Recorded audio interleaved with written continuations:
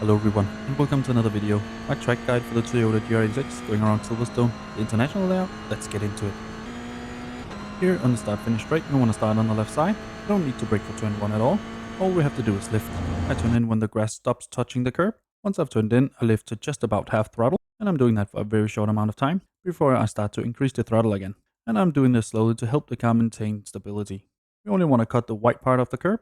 If we cut any more, it might get you a 1x. Don't go too far left, as that will compromise you into turn 2. Turn 2 is flat out. Just make sure you don't end too far right before the braking zone for turn 3. We want to be braking for turn 3 when the white part of the curb starts.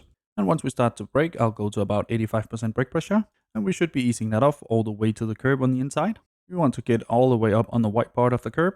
Just make sure you don't hit the anti-cut, as that will untilt the car quite a lot. Once at the curb, we want to start to apply the throttle again. Here we can go quite far left before we compromise ourselves into turn 4. Turn 4 is flat out. Just make sure to get over to the left side of the road for turn 5. For turn 5, I brake in the middle of the gravel trap here on the left. I do a quick hit to about 60%, holding a bit of pressure to about a car length before the curb. We need a really good exit here because we are going on to the longest straight on the track, so I start to accelerate just before the curb. Only cut the white part of the curb, otherwise you will get a 1x. Don't go too wide because it's really easy to get a 1x here. Then it's a drag race all the way down to turn 6, which is probably going to be one of the biggest places to try and overtake on this track, just because of draft. When practicing or driving alone, we want to aim to just before the 50 board, just to cut a few meters off driving on the far left.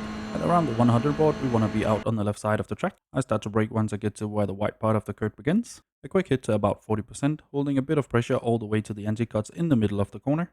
Once at the anti-cuts, we want to start to pick up the throttle again. I do take a bit of the inside curb to help shorten distance. And we want to use all the room we need here on the outside curb. Just make sure not to go fully over it, as there is a bit of a slowdown out there.